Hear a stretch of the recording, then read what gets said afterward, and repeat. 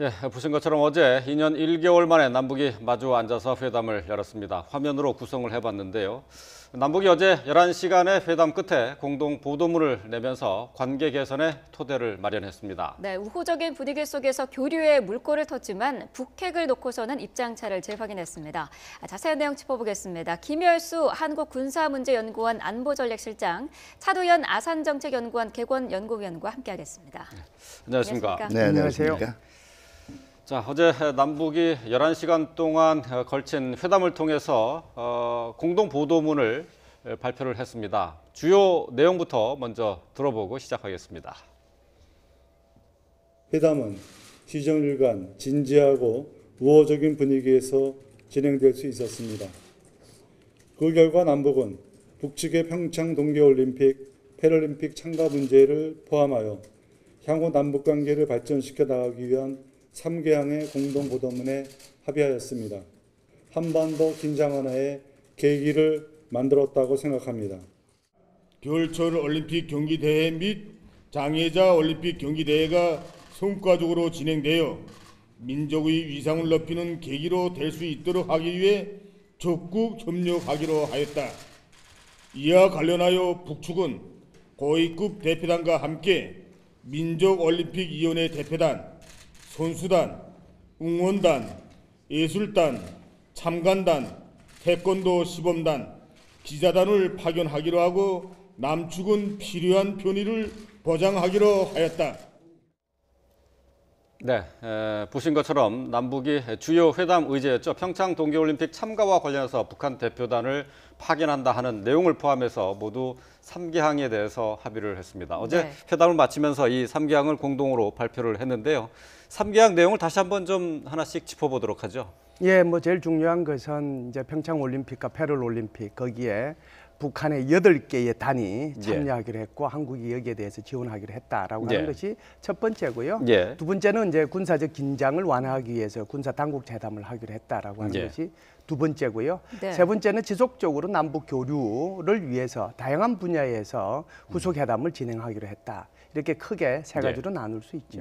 네. 이 세 가지 합의에 대해서 회담이 이제 순조롭게 마무리가 됐습니다. 어떻게 평가할 수 있을까요? 예, 총론과 항상 이제 강론의 문제인데요. 총론으로 보면 남북 간 관계 개선에 큰 틀이 잡혔다 이렇게 보고요. 강론으로 들어가면 강론 속에는 항상 거기 디테일이 있는 거고 그 속에 이제 악마가 있는 건데요. 그 속에는 좀 이제 부족한 면이 좀 있지 않았는가 그런 생각이 드는데 이제 예를 들어서 비핵화 문제에 대해서 좀 더 적극적인 의견 개진의 문제라든지 그렇지 않으면 이제 제일 급한 것이 이산가족 상봉 문제인데 그 부분이 북한에서 아직 합의를 안 해줘서 또는 여기에 대해서 적극적으로 응하지 않았기 때문에 그 부분은 좀 아쉬운 점이 있다 이렇게 볼 수 있습니다. 네. 차두현 의원께서는 어떻게 보셨어요? 네, 일단 그 남북 고위급 회담을 통해서 남북 이 대화 통로가 복원될 수 있는 계기가 마련이 됐고요. 또 후속적인 대화의 여지도 이제 뭐 북한에서 긍정적으로 응답을 했거든요. 그리고 무엇보다도 평창 올림픽의 성공적인 개최를 위해서 그 상징성의 극대화라는 면에서 북한 대표단 참가라는 게 상당히 긍정적으로 이 평가할 수 있는 측면이 많죠. 다만 합의 내용에 따라서는 향후에 북한이 이걸 이용해서 포석을 펼 수 있는 여지도 또 동시에 마련했어요. 근데 이걸 뭐 비난할 수는 없어요.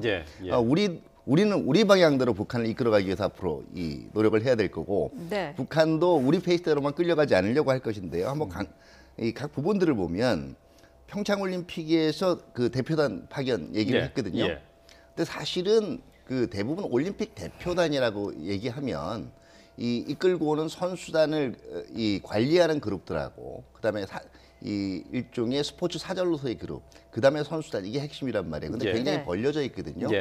물론 그 동계올림픽 이 기반이 상대적으로 취약한 북한의 입장에서는 어쩔 수 없는 고육책이라고 생각이 됩니다. 위세는 과시해야 되겠는데 보낼 수 있는 선수는 제한이 돼 있죠. 이 선수단 구성 문제를 놓고 이 배보다 배꼽이 크다라는 지적도 나올 수가 있고요. 또 경우에 따라서는 이게 국제 제재 문제하고 미묘하게 걸리는 부분이 발생할 수도 있습니다. 그다음에 이제 군사적 긴장, 아마 군사 당국 회담은 우리가 그동안 계속 주장을 해왔던 바를 북한이 이번에 받은 것 같아요. 받은 가장 큰 이유는 북한의 입장에서는 이 군사 당국 회담을 이용을 해서 자신들이 얘기하던 기존의 의제들이 있습니다. 그동안 북한의 전통적인 입장이 비핵화하고 주요한 한반도의 군사적 긴장 완화 문제는 사실은 미국과 북한 간에 논의돼야 되지만 그 점유지대에 걸리는 것들이 가령 한미연합훈련 문제도 있고요. 그 다음에 이제 그 과거에 이 남북 공동선에서 합의가 됐던 서해 평화협력 특별지대, 다시 말해 공동어로구역 이 실현 문제, 이 약속 이행하라는 얘기가 이제 앞으로 나올 수가 있을 거고요. 군사당국 회담과 관련한 뭐 합의 내용을 어떻게 해석할 것인가 하는 것은 좀 추후에 그리고 좀 이제 전반적으로는 최종적인 마지막 부분들의 서로 공약점이 제일 나눠진다고 볼 수가 있어요. 어떤 거냐면 이 제반 이 남북 관계 개선을 위한 과제들을 민족 간의 대화를 통해서 풀기로 했다. 이게 이제 협력 채널들을 여러 복원할 수 있는 계기로 우리는 볼 수가 있는 거고요. 그동안의 분위기는 북한의 행태에 대해서 국제 공조의 이 흐름이 유지되어 왔단 말이에요. 이거를 사실은 민족 공조의 틀로 바꿔가려는 북한의 이 의도가 나중에 보다 가시화가 될 수가 있어요.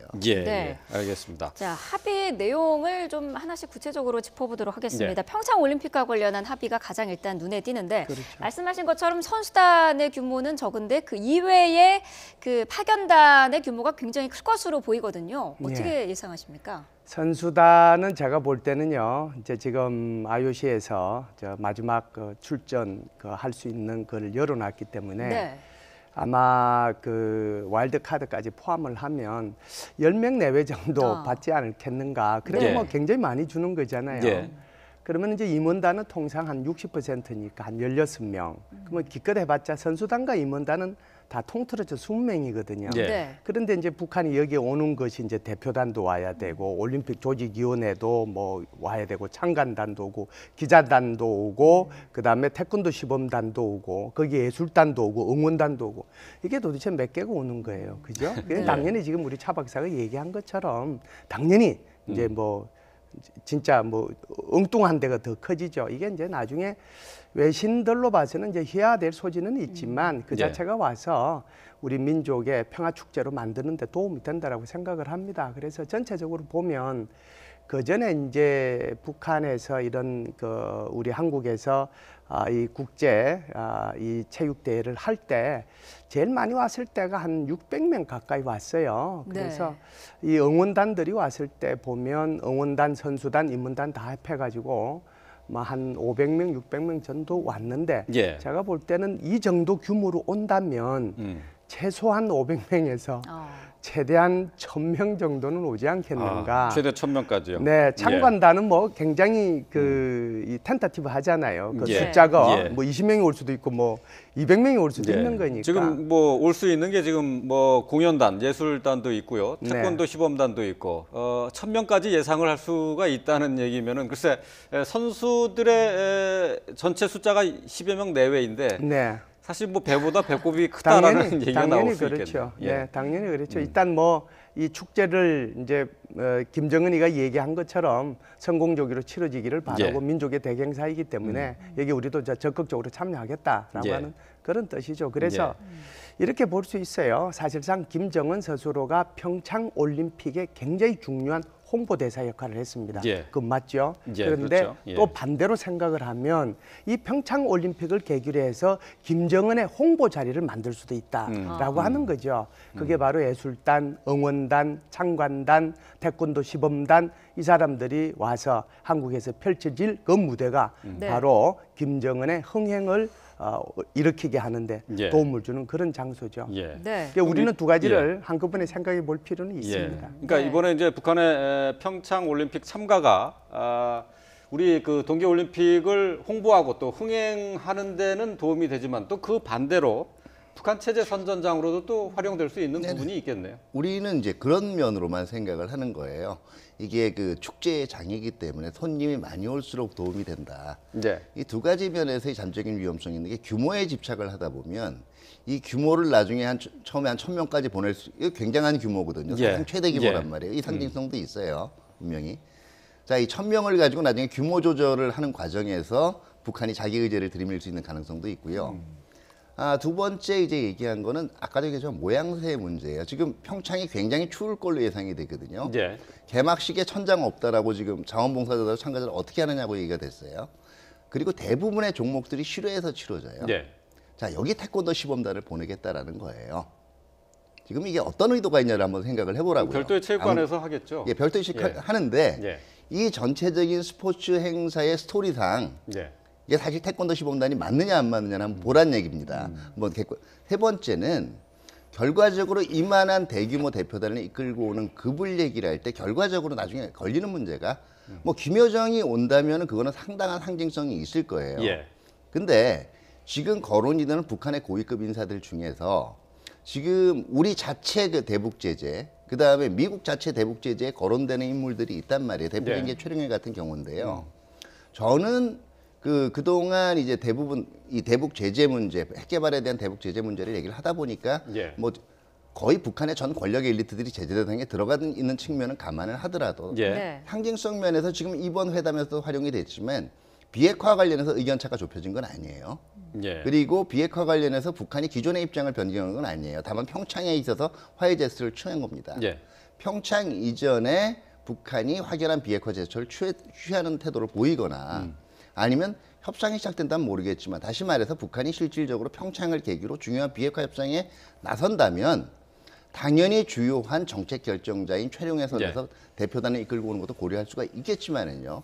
사실 평창에 관한 한 지금 국제적인 제재나 우리 자체 제재 대상에 포함이 돼 있는 인물들은 예. 되도록이면 오지 않도록 조정하는 것이 그런 의견을 개진하는 것이 저는 맞다고 봐요. 예. 네. 뭐 말씀하신 대로 이제 고위급 대표단에 최룡해가 포함되느냐, 또 그리고 선수단이 우리 측으로 넘어와서 이 체제비라든지 여기 있으면서 각종 지원을 하게 되는데 이것이 이제 지금 현재 대북 제재 상황에서 이게 맞느냐, 제재 위반 아니냐, 이 부분에 대한 논란은 있어요. 예, 그 이제 두 가지로 좀 구분해서 제가 말씀을 드릴게요. 우선요, 북한에서는 지금 미국의 이 대표단들이 누가 될 건가 여기에 대해서 아마 관심을 가질 거고요. 예. 우리 한국에서도 뭐 관심을 가질 수밖에 없죠. 그래서 트럼프 대통령이 얘기한 것처럼 자기 가족을 보내겠다라고 그랬기 때문에 제가 볼 때는 멜라니 여사가 오는 것보다는 이방카 부부가 올 가능성이 크고요. 펜스 부통령이 올 가능성이 있는데 대표단장을 누가 하느냐라고 하는 게 중요하거든요. 그래서 대표단장이 예를 들어서 펜스 부통령이 오면 우리는 북한에서 오는 대표단하고 이 펜스 부통령하고 만남을 주선하기 위해서 어마어마한 외교적 노력을 저는 해야 된다라고 봐요. 예. 왜 그러냐면 이 평창 올림픽이라고 하는 것이 평창 올림픽으로 끝나면 안 되는 거예요. 우리가 이 회담을 하는 궁극적인 목표는 한반도의 비핵화거든요. 그렇죠. 북한을 비핵화시키기 가기 위한 징검다리로서 이게 또 필요하다는 거죠. 그렇기 때문에 만일에 펜스 부통령이 오게 되면 북한에서는 김영남이가 오든지 그렇지 않으면 최용해가 오든지 또는 뭐 김여정이가 오든지 오게 될 텐데 이 만남을 통해서 남북 간의 이 관계 개선 문제가 비핵화를 위한 미북 간의 관계 개선과 그리고 이것이 자연스럽게 사자회담이나 또는 육자회담으로 이렇게 연결될 수 있도록 그런 노력이 우선 필요하다는 건 말씀을 드리고요. 네. 두 번째 말씀드리고 싶은 것은 제재 문제거든요. 제재 문제는 우리 차 박사가 얘기한 것처럼 한국에서 제재하는 게 있고 유엔에서 제재하는 게 있고 미국에서 제재하는 게 있습니다. 각각 서로 다르기도 하고 특히 어떤 사람에 대해서는 세 군데서 다 제재를 받기도 하고 그래요. 북한에서 의도하는 것은 이 제재를 무너뜨리는 거거든요. 그래서 제가 볼 때는 차 박사가 얘기한 것처럼 제재 대상에 들어가 있지 않은 사람이 대표단으로 오는 게 최고지만 그럼에도 불구하고 북한의 의도 자체는 제재를 무너뜨리는데 목표를 두고 있기 때문에 아마 그런 사람으로 보내지 않겠는가. 그랬을 때 우리가 이 문제를 유엔에 있는 대북제재위원회하고 어떻게 상의를 할 것이며 미국 정부와 어떻게 상의를 할 것이고 한국 내에서는 여론을 어떻게 이렇게 모아 나갈 건가. 이거는 정부의 노력이 필요한 부분이라고 보고요. 이것이 불가능하다고 보지는 않습니다. 네. 지금 평창 올림픽에 북한 선수들이 오는 것은 정해졌습니다만 어떤 경로를 통해서 오는지 등 지금 구체적으로 협의해야 될 사항들이 많거든요. 이런 부분들은 어떤 방법으로 협의를 하게 될까요? 뭐 최문순 강원도지사 같은 경우에는 크루즈선을 북한에 보내서 거기에 대표단하고 이제 다 이제 싣고 오자라는 얘기들이 있고요. 사실 그 남북한 관계의 그동안 경색된 상징성을 봐서는 육로로 오는 것이 최선이겠고요. 제가 볼 때는 군 통신선이 복원된 것도 이걸 이제 나중에 지금 서해만 복원이 됐지만 동해 쪽까지 평창 이전에 복원이 될 수가 있다면 그 육로 이동 자체도 고려할 필요가 있다라고 봐요. 네. 어떻게 보면은 양쪽 다 일장일단이 있어요. 육로 네. 이동 같은 경우에는 사실은 전반적으로 군사회담 자체가 활성화가 안 된 상태에서 육로 이동이 되게 될 경우에 아마 절차나 이런 면에서 난항이 예상이 될 수가 있고요. 크루즈선을 보내가지고 하는 건 굉장히 쉽게 얘기를 했거든요. 근데 이게 만약에 일이 잘 풀리게 되면 그거 자체만큼 큰 상징성이 없어요. 근데 만약에 평창 이후에 또 한 번 북핵 문제가 요동을 치게 될 경우에는 결과적으로 이제 선박 검색 문제라든가 이 북한 선박의 의심 선박의 차단 문제 같은 게 걸릴 수가 있어요. 크루즈선이 왔다 갔다라는 얘기는 뭐냐면은요. 사실은 2010년 이후에 사실상 무력화가 됐던 남북 해운 합의서 체계가 다시 부활될 수 있는 계기를 마련을 하는 거예요. 경우에 따라서는 여기에 대해서 북한 선박의 검색 문제라든가 이런 문제에 대해서 한국이 일정한 역할을 맡아야 되는 상황이 오게 될 경우에는 이 크루즈선 운항 자체가 또 나중에 원초적으로는 또 다른 문제를 일으킬 수가 근데 있어요. 그 크루즈선은 그 북한의 선박이 아니라 우리 선박을 보내는 거죠. 우리 선박을 보내서 실어 오는 건데 그게 해운 협력이거든요. 결국은 확장 해석을 하게 되죠. 근데 이게 이제 제재하고도 관련이 있습니까? 나중에 아니요, 이건 직접적으로 제재를 위반하는 건 아니에요. 이 부분은 제가 조금만 좀 보탤게요. 사실상 하늘길, 바닷길 그리고 땅길 세 군데가 다 열려 있다라고 보고요. 왜 그러냐면 예를 들어서 나중에 뭐 이 올림픽이든 패럴올림픽이든 개폐식 때 북측에 대표단이 온다라고 하면 그들이 뭐 배로 올 리는 없잖아요. 주로 이제 인천 아시안 게임 폐획식 때 이 북한이 2인자, 3인자, 4인자가 내려왔을 때 비행기로 왔잖아요. 그런 것처럼 다 열려 있는데 문제는 비행기로 오든 또는 뭐 바다로 오든 하늘길이든 바닷길이든 이게 지금 문제가 다 있어요. 왜 그러냐면 우리 배가 가서 이렇게 실어 오더라도 북한 항구에 들렀다가는 6개월 내에 다시 못 들어오게 돼 있거든요. 이것도 이제 제재에 사실상 해당이 되는 거고요. 이제 하늘길 같은 경우에도 지금 고려항공이 제재 대상이란 말이에요. 그러니까 얘들은 이제 제가 볼 때는 북한 스스로는 이 제재를 허물어뜨리는 데 목적이 있기 때문에 아마 나중에 뭐 북한의 대표단이 그게 뭐 채용이든 뭐 누구든지 간에 오게 될 때 아무래도 이제 하늘길을 사용하려고 할 거예요. 무너뜨리는 데 목적 자체를 둔다면. 그렇다라고 하면 우리는 어떻게 하면은 이 제재가 가장 이제 제재를 피하면서도 북한의 이 8개 단에 해당되는 인원이 들락날락하게 할 수 있는가? 그게 가장 좋은 방법은 땅길이에요. 그렇기 때문에 지금 남북 군사회담 하게 될 텐데요. 그걸 통해서 북한 인원의 내왕에 관계되는 것은 정전협정과 관련이 되는 거기 때문에 이 부분에 대한 것만 합의만 되면 이들이 내왕하는 데는 문제는 없습니다. 그러면은 대북 제재도 최소한으로 하면서 북한의 내왕에 크게 문제가 없을 것으로 그렇게 봅니다. 평창 동계올림픽에 북한 대표단이 참가하는 문제는 여기서 좀 줄이도록 하고요. 그 다음 두 번째 합의 사항이죠. 군사 당국자 회담. 지금 앞으로 이제 열기로 이제 합의를 했는데 시기와 의제 이 어떻게 예상할 수 있을까요? 의제가 어떻게 되냐에 따라서 시기가 달려 있다라고 볼 거예요. 다시 말해서 북한 같은 경우에는 이미 얘기했듯이 서해 평화협력 특별지대, 그다음에 공동어로 구역이라든가 한미 연합훈련에 이제 뭐 시기는 연기가 됐기 때문에요. 아예 이거 자체의 2018년 중단이라든가 이거를 이제 남북 그 긴장 조성 행위의 자제라는 측면에서 평창 올림픽 이후에도 이어질 긴장 조성 행위의 자제라는 면에서 얘기들을 할 거고요. 우리 같은 경우에는 남북 군사 당국 회담에서 결국은 재래식 군사 도발의 이 중지라든가 여기에다가 핵 미사일 같은 걸 우리는 그동안 전략적 도발로 간주해 오지 않았습니까?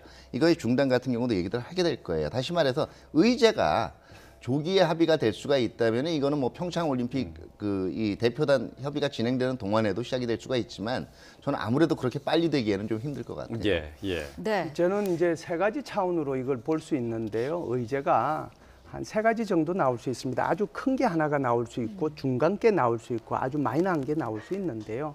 가장 큰 거는 지금 차 박사님 말씀하신 것처럼 사실상 지금 문제 우리로 봐서는 비핵화 문제를 얘기 안 할 수가 없고 북한으로 봐서는 한미 군사훈련의 중단이라든지 또 미군의 그 전략 자산이라든지 예. 이거 전개하는 거 중지해라. 아마 이것이 이제 가장 큰 문제인데 이것이 가장 합의가 어렵고요. 예.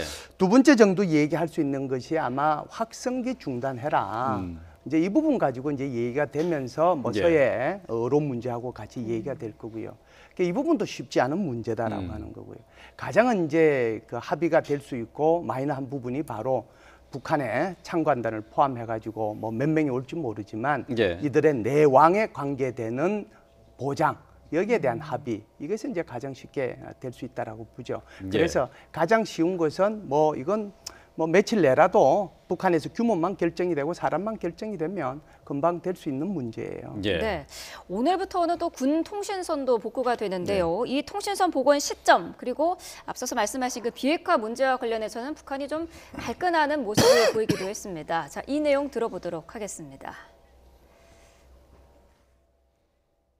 지난 3일 날 우리 최고 수뇌부의 결심에 따라서 15시 오후 3시부터 군 통신이 재가동 들어갔습니다. 그것을 남측에서 알지 못하고 있다가 오늘이야 비로소 한 것처럼 지금 여론을 펴고 있는데 대단히 잘못된 겁니다. 상호 존중이라는 게 뭡니까? 북남 관계는 자기 체제 우위에 놓여 있습니다. 북과 남이 각기 자기 기구나 체제의 특성을 운운하면서 상호 존중을 거론한다면 잘못된 겁니다. 우리는 진심으로 북남 관계 문제를 지금 진정으로 지금 대하고 있습니다. 저기서 이 논쟁을 하자고 하는 게 아닙니다. 유감을 표시한 겁니다. 핵 문제, 비핵화 문제도 그렇고 나타나는 현상입니다. 회담 오늘 그만합시다. 다 좋게 했는데 이거 마무리가 좀 약간 개운치 않게 됐는데 네, 다 좋았는데 마무리가 개운치 않다라는 이야기를 했는데 일단 북한 측에서는 군 통신선은 지난 3일에 이미 재가동이 됐다는 거거든요. 그러니까 이 부분에 대해서는 이제 좀 사실관계를 확인해 볼 필요가 있는데요. 네. 저는 지금 리성건이가 얘기하게 저 거들먹거리는 저 모습이 참 보기가 싫은데요. 한번 보시죠. 3일 날 자기가 얘기할 때 판문점에 있는 것만 채널이 복원됐다라고 얘기했잖아요. 예. 왜 그때 그러면 서해에 있는 군 통신선도 복원됐다고 얘기 안 했어요. 예. 저는 이 말을 왜 말씀을 드리느냐고 하면 얘 지금 면피하려고 하고 있다는 거죠. 왜? 3일 날 했다는 건 모를 수도 있는 거고요. 예. 그쪽에 북한에 지금 개성에서 이걸 전화를 받아야 되는데 거기 있는 것은 지금 25개월, 23개월 정도 예. 지금 전혀 손을 안 댔잖아요. 예, 네. 예. 전화에 대해서. 그러니까 그 고장나 있을 수도 있는 거예요. 예, 예. 그러니까 이게 이제 자기네들끼리 의사소통에 문제가 있었는데 제가 볼 때는 이걸 지금 한국 측에 지금 책임을 예. 떠넘기고 이걸 강하게 얘기해야 얘가 돌아가서 소위 말해서 이 뭐라고 할까요? 혼나는 거, 예, 이걸 예. 뭐라고 딱 질책을 질책을 좀 면할 덜 수 받을 있다. 수 예, 있다. 그 얘기를 하면서 지금 비핵화 회담 왜 그 얘기 하느냐고 오늘 회담 그만하자고 예. 굉장히 강경한 모습을 보였는데 그 보는 사람들의 입장에서도 좀 뭐 의아했어요. 이게 바로 북한의 모습을 사실상 지금 이 부분 잘 내보냈다고 생각하는데요. 네. 우리 국민들께서도 평창 올림픽에 북한이 오고 대규모가 오고 하는 거 환영하고 좋아할 만해요. 그렇지만 북한의 실체를 정확하게 알고 부계를 균형된 마음으로 북한을 쳐다볼 필요가 있다. 지금 이성건이가 보여준 것은 후자거든요. 예. 네. 그 예. 모습을 봐야 돼요. 예. 네. 뭐 어제 뭐 서해 통신선 네. 그것뿐만 아니라 이제 비핵화 언급에 대해서도 당장 발끈하는 모습을 보였거든요. 네네. 이 부분은 역시 쉽지 않겠다라는 게 대체적인 그 전망이고 분석이 아닐까 싶어요. 그렇죠. 오전에 우리 측에서 비핵화 문제를 얘기할 때마다 그냥 듣는 모습을 보였단 말이에요. 네. 그러다 이제 오후에 이제 그 좀 발끈하는 모습을 보였죠. 전반적으로 이성건이 얘기하는 틀을 보면은요. 우리가 전반적으로 올림픽 참가도 그렇고 군통신선 보건 문제도 그렇고 일종의 시혜를 베푼 거예요. 김정은의 그 시침에 의해서. 우리가 있는 대로 호의를 보였는데 왜 그에 상응하는 태도를 보이지 않느냐라고 마치 훈계하는 듯이 지금 이 야단을 쳤거든요. 예. 저 왜 그러냐 하면은요. 사실은 그 이성건도 생각을 해봤을 거예요. 분위기를 처음부터 박차고 회담 분위기는 깨지 말라고 김정은한테 교지는 내려왔을 거니까 들어주는 티는 냈단 말이에요. 예. 네. 근데 원래 비핵화 문제가 거론이 되면 이게 무슨 그 북한의 입장에서는 논리적 모순이 있냐면 사실은 이 남북 고위급 회담이 시작된 가장 큰 단초가 1월 1일 날의 신년사란 말이에요. 예. 신년사에서는 뭐라고 정의하고 있냐면은 북한의 비핵화 문제는요.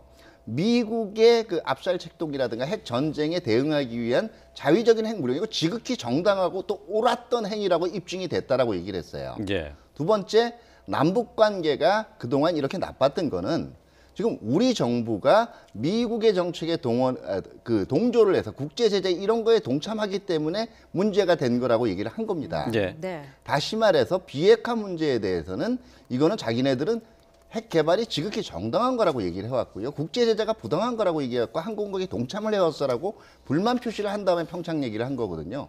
당연히 이 논리로 보면 예. 비핵화 얘기는 여기서 이 남북 고위급 회담에서 하지 말아야 되는데 왜 자꾸 핵 문제나 비핵화 문제를 들고 나오느냐 하는 문제예요. 예. 네. 예. 그리고 만약에 북한에 사실 나중에 대표단이 확정될 때도요.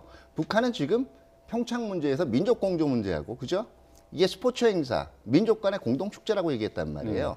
그 취지를 얘기를 한다면 예. 사실은 북한이 어떤 대표단에 누구를 내보내느냐에 따라서 북한이 실질적으로 이 평창올림픽을 어떤 의도로 지금 활용하려고 생각하고 있느냐가 들어오는 거예요. 다시 말해서 정말 한국이나 국제사회에서 제재 대상으로 한 인물들을 곧바로 보내겠다라고 고집을 한다면 이건 협상보다는요. 오히려 예. 거기서 만나서 협의가 이루어지지도 않습니다. 이거는 왜냐하면 가장 큰 목표가 제재 공략이에요.